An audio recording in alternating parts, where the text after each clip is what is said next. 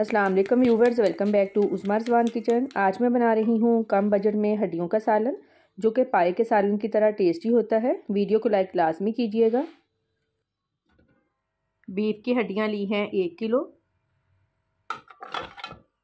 3 litre पानी add करेंगे। अगर आप प्रेशर कुकर में बना रहे हैं तो उसके लिए पानी आपने कम यूज़ करना है।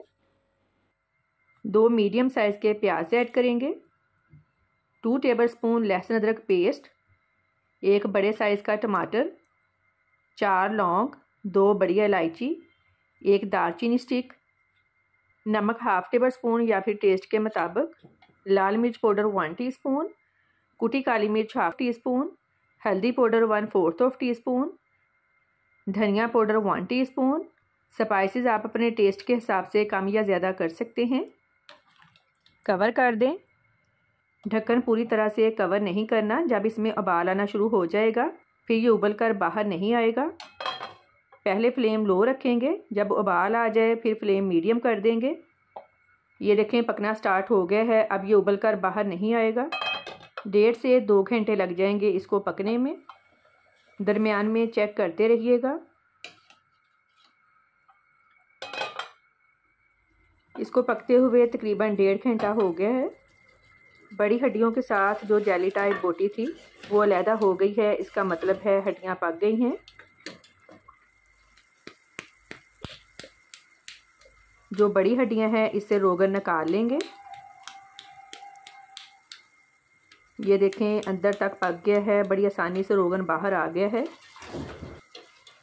1/4 कप ऑयल ऐड करेंगे। ऑयल आपने ज़्यादा ऐड नहीं करना क्योंकि ऑलरेडी इसमें ऑयल मौजूद होता है।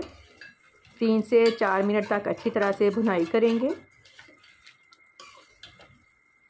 अच्छी तरह से भुनाई कर ली है। अब इसमें 2 टेबलस्पून दही अच्छी तरह से फेंट कर डालेंगे। दही का पानी ड्राई कर लेंगे। अब जितना आपको शोरबा चाहिए उस हिसाब से पानी ऐड कर लें। मैं 1 लीटर पानी ऐड कर रही हूँ। 4 सब्ज़ मिर्चें काट कर डालेंगे। कवर कर दें तकरीबन 10 से 12 मिनट के लिए। 10 से 12 मिनट हो गए हैं। अब दोबारा चेक कर लेते हैं। ये देखें शोरबा पककर इतना रह गया है, मुझे इतना ही चाहिए। अब इसमें गरम मसाला पाउडर 1 टीस्पून, फ्रेश धनिया ऐड करेंगे और इसको लो फ्लेम पर 5 मिनट के लिए कवर कर देंगे ताकि ऑयल ऊपर आ जाए। बहुत ही टेस्टी हड्डियों का सालन रेडी है। कम बजट में आपको पाए का जायका मिलेगा। फीडबैक लाजमी दें कि आपको मेरी आज की रेसिपी कैसी लगी। दुआओं में याद रखिएगा। आपके कीमती वक्त का बहुत बहुत शुक्रिया। अल्लाह हाफिज़।